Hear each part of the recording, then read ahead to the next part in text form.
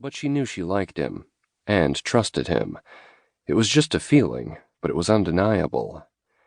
He was tall and broad-shouldered, and, from the feel of his arms when he'd caught her, there was a lot of muscle under that shirt.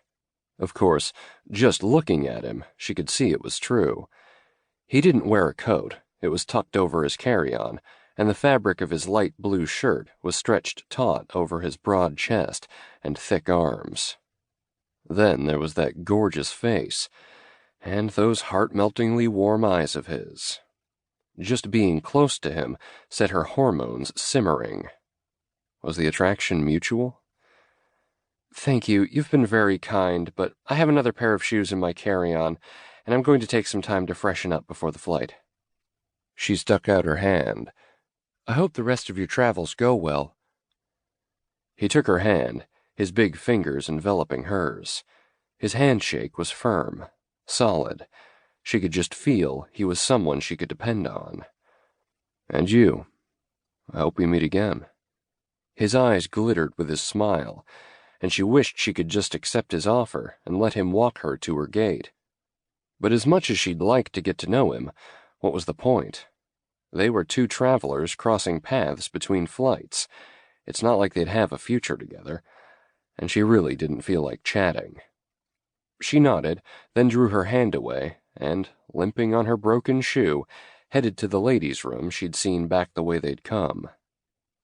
Once in the bathroom, she set her suitcase on the counter in front of the mirrors, then unzipped the case and pulled out her sneakers. If she was going to wear those, she might as well get out of her black suit and into something more comfortable. She slipped off her coat and pulled out her jeans and cozy sweater, then slipped the shoes on and tied them up. She unfastened the clip holding her hair up, letting her long, dark hair tumble in waves around her shoulders, and ran a brush through it. Feeling much more stable, and actually glad to be out of the black high-heeled pumps, she tossed her coat over the handle of her case and walked back into the terminal, then headed for the gate. Rex headed to his gate, his mind still on the beautiful young woman who'd run smack into him. He wished she'd taken him up on his offer to see her to her gate. They could have stopped and talked, maybe gone for dinner, since he fully expected his flight to Minneapolis to be delayed again, maybe even canceled.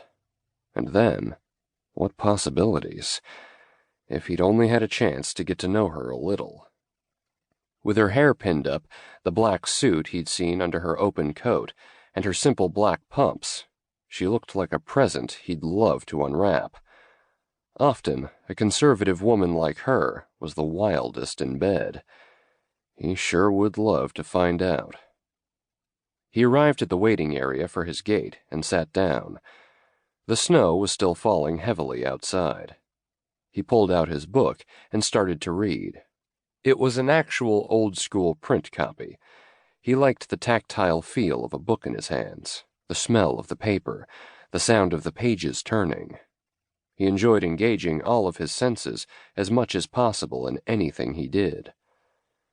A while later, he glanced up to see a young woman pass by, with long, dark hair that flowed past her shoulders in shiny waves, snug jeans that showed off her delightfully round ass, and a sweater that looked heavy enough to be warm, but was snug enough to show off her full breasts. She continued walking to the outskirts of the sitting area, finding a short row of 3 chairs that was empty. She sat down and set her carry-on and coat on the middle chair.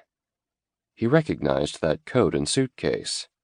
She was the whirlwind who'd run into him.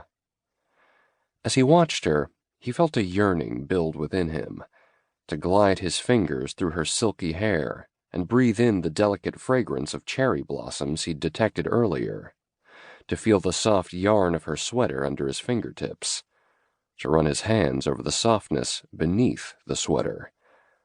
Damn it, his body was hardening just thinking about it.